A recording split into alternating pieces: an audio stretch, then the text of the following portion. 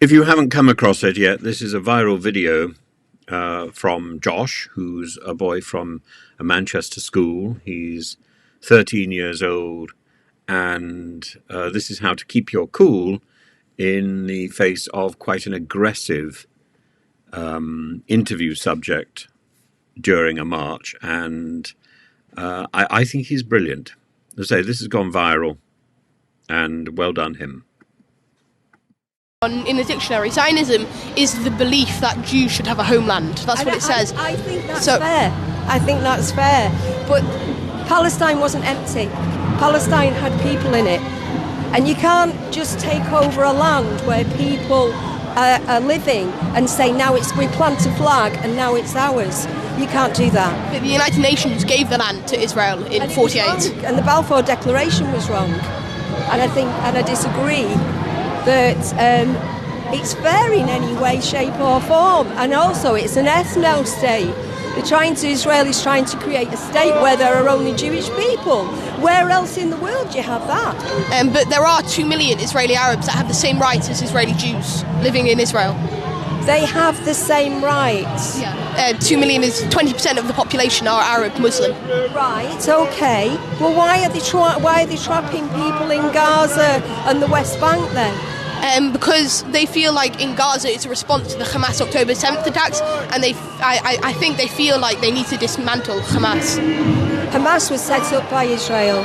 Hamas was set up by Israel. Who helped to set up Hamas? When? Sorry. Finance Hamas? Yeah. I thought it was the Iranians that were financing Hamas. No, that's propaganda. Are you Jewish? No. I mean, it doesn't matter. No, I just wondered, but are you a Zionist? No, it doesn't matter. It does matter to me if you're a Zionist. Why does it matter? Because I want to know what your agenda is. Why do you need to know? I'm just here interviewing people. You don't need to know what... But I do want to know what your agenda is. You don't need to know, though. Well, I don't need to speak to you anymore then. Okay. I think Josh has done very well from year 8 and going into a march in Manchester and asking people who he said felt hostile at times. He wanted to document what was going on, and the conversation he had with the lady on the street is quite extraordinary.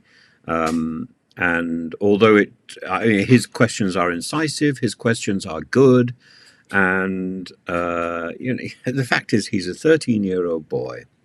And suddenly it becomes so unpleasant. She becomes so patronizing and hostile. And one just thinks, has she got any idea who she's speaking to, the age of the boy she's speaking to?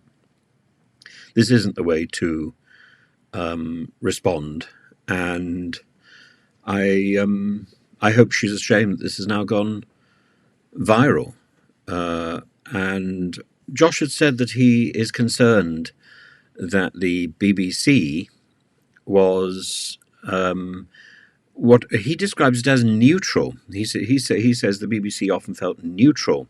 The BBC would say it was trying to be unbiased, but I think neutral is a really good definition. It's a really clever definition, because it isn't correct that Israel and Hamas are equals. They're not equals. And you ask one person one thing, and then you ask the opposite side something, the same question. That isn't unbiased reporting. That is neutral reporting, and it can have quite a negative impact. And I think it builds on.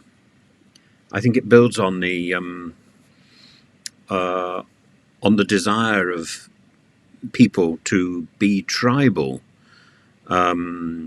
He says, for example, they were comparing Israel and Hamas and saying, this one is making these allegations, this one is making those allegations, which one is true, and trying to portray them as equal sides when they weren't. I felt it was a bit of a problem. And he's right. He says that in going out, he says, I felt I gained a lot of knowledge and wanted to have a debate with somebody. Well done him. Well done him. And I hope the person who's interviewed is thoroughly ashamed of herself. This isn't the way to respond.